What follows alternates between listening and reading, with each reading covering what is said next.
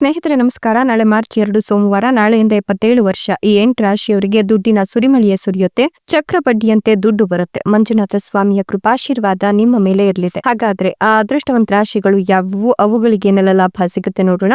ಅದಕ್ಕಿಂತ ಮೊದಲು ಮಂಜುನಾಥ ಸ್ವಾಮಿಗೆ ಭಕ್ತಿಯಿಂದ ಲೈಕ್ ಕೊಟ್ಟು ಪ್ರತಿದಿನ ದಿನ ಭವಿಷ್ಯ ತಿಳಿಯಲು ನಮ್ಮ ಚಾನೆಲ್ ಅನ್ನ ಸಬ್ಸ್ಕ್ರೈಬ್ ಮಾಡಿ. ಹಾಗೆ ಬೇಗನೆ ನಮ್ಮ ವಿಡಿಯೋದ ನೋಟಿಫಿಕೇಶನ್ ಪಡೆಯಲು ಬೆಲ್ ಬಟನ್ ಕ್ಲಿಕ್ ಮಾಡಿ ಆಲ್ ಅಂತ ಕ್ಲಿಕ್ ಮಾಡ್ಕೊಳ್ಳಿ. ಇನ್ನು ನಿಮ್ಮ ಜೀವನದ ಸಕಲ ಸಮಸ್ಯೆಗಳಾದ ಸತಿಪತಿ ಕಲಹ, ಪ್ರೀತಿಯಲ್ಲಿ ಮೋಸ, ಭೂಮಿ ವಿಚಾರ, ಕೋರ್ಟ್ ಕೇಸ್, ವ್ಯಾಪಾರ, ಹಣಕಾಸಿನ ತೊಂದರೆ, ಸಾಲಬಾಧೆ, ಸ್ತ್ರೀಯರ ಗುಪ್ತ ಸಮಸ್ಯೆ, ಹೀಗೆ ಹಲವಾರು ಸಮಸ್ಯೆಗಳಿಗೆ ಶಾಶ್ವತ ಪರಿಹಾರ ಮಾಡಿಕೊಡ್ತಾರೆ. ಡಿಸ್ಪ್ಲೇ ಮೇಲೆ ಕಾಣ್ತಕ್ಕಂಥ ಗುರೂಜಿ ನಂಬರ್ಗೆ ಒಮ್ಮೆ ಕರೆ ಮಾಡಿ ನೋಡಿ. ನಾಳಿನ ಮಾರ್ಚ್ 2 ಸೋಮವಾರದಿಂದ ಮುಂದಿನ 77 ವರ್ಷ ಈ 8 ರಾಶಿಯವರಿಗೆ ದುಡ್ಡಿನ ಸುರಿಮಳೆ ಸುರಿಯೋದ್ರ ಜೊತೆಗೆ ಚಕ್ರಬಡ್ಡಿಯಂತೆ ದುಡ್ಡು ಬರುತ್ತೆ. ಮಂಜುನಾಥ ಸ್ವಾಮಿಯ ಕೃಪಾಶೀರ್ವಾದದಿಂದಾಗಿ ಈ ಅವಧಿಯಲ್ಲಿ ಹೊಸ ಆದಾಯದ ಮಾರ್ಗಗಳು ಗೋಚರಿಸುತ್ತೆ.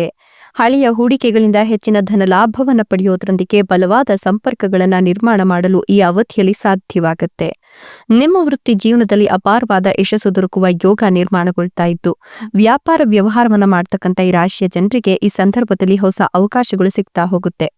ಸಾಧ್ಯವಾದಷ್ಟು ನಿಮ್ಮ ಆರೋಗ್ಯದ ಕಡೆ ಗಮನವನ್ನ ಕೊಡಿ. ಈ ಅವಧಿಯಲ್ಲಿ ನಿಮ್ಗೆ ಸಾಕಷ್ಟು ಪಿತ್ರಾರ್ಜಿತ ಸಂಪತ್ತಿನ ಲಾಭ ಸಿಗುತ್ತೆ. ಧಾರ್ಮಿಕ ಯಾತ್ರೆಗೆ ಪ್ರಯಾಣಿಸುವ ಯೋಗ ಕೂಡ ಗಳಿಸ್ಕೊಳ್ತೀರಾ. ವಿದ್ಯಾರ್ಥಿಗಳು ಯಶಸ್ಸನ್ನು ಗಳಿಸುವ ಸಂಭವ ಕೂಡ ಹೆಚ್ಚಿಗೆ ಇದೆ. ಹಠಾತ್ ಧನ ಪ್ರಾಪ್ತಿಯಾಗುವ ಯೋಗ ನಿರ್ಮಾಣವಾಗ್ತಾ ಇದ್ದು, ಗುಪ್ತ ವಿದ್ಯೆ ಮತ್ತು ಶೋಧ ಕಾರ್ಯಗಳಲ್ಲಿ ನಿಮ್ಮ ಆಸಕ್ತಿ ಹೆಚ್ಚಿಗೆ ಆಗ್ತಾ ಹೋಗುತ್ತೆ.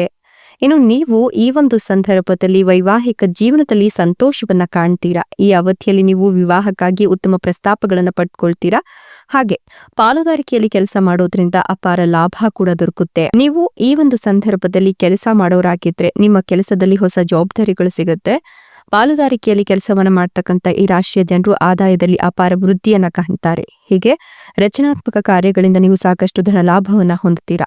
ಮಕ್ಕಳಿಗೆ ಸಂಬಂಧಿಸಿದಂತೆ ಶುಭ ಸುದ್ದಿ ಲಭಿಸುವ ಯೋಗ ಕೂಡ ನಿರ್ಮಾಣವಾಗ್ತಾ ಇದೆ. ಇನ್ನು ನಿಮ್ಗೆ ಸುಖ ಸಮೃದ್ಧಿಯಲ್ಲಿ ಬಹಳಷ್ಟು ವೃದ್ಧಿಯಾಗುತ್ತೆ. ಈ ಅವಧಿಯಲ್ಲಿ ಹೊಸ ವಾಹನ ಅಥವಾ ಹೊಸ ಮನೆಯನ್ನ ಖರೀದಿಸುವ ಯೋಗ ಕೂಡ ಇದ್ದು, ಮನೆಯಲ್ಲಿ ಸುಖಮಯ ವಾತಾವರಣ ಇರುತ್ತೆ. ಸಹೋದರ ಸಹೋದರಿಯರ ಸಂಪೂರ್ಣ ಬೆಂಬಲ ದೊರಕುತ್ತೆ. ಇನ್ನು ಈ ಸಂದರ್ಭದಲ್ಲಿ ನೀವು ಅಲ್ಪ ದೂರ ಪ್ರಯಾಣಿಸೋದ್ರೊಂದಿಗೆ ಹೆಚ್ಚಿನ ಲಾಭ ಗಳಿಸ್ತೀರಾ.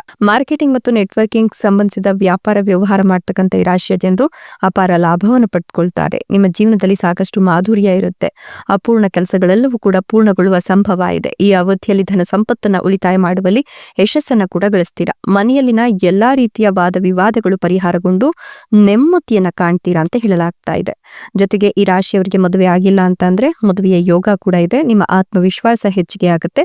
ವೃತ್ತಿ ಜೀವನಕ್ಕೆ ಸಂಬಂಧಿಸಿದಂತೆ ಹೊಸ ಮಾರ್ಗಗಳನ್ನು ಪಡ್ಕೊಳ್ತೀರಾ. ಇಷ್ಟೆಲ್ಲ ಲಾಭ ಮತ್ತು ಅದೃಷ್ಟವನ್ನು ಪಡಿಸಿರ್ತಕ್ಕಂಥ ಆ ಅದೃಷ್ಟವಂತ 8 ರಾಶಿಗಳು ಯಾವುವು ಅಂತ ನೋಡೋದಾದ್ರೆ, ಮಿಥುನ ರಾಶಿ, ಮೀನ ರಾಶಿ, ವೃಷಭ ರಾಶಿ, ಮೇಷ ರಾಶಿ, ಕನ್ಯಾ ರಾಶಿ, ಕಟಕ ರಾಶಿ, ಸಿಂಹ ರಾಶಿ, ತುಲಾ ರಾಶಿ.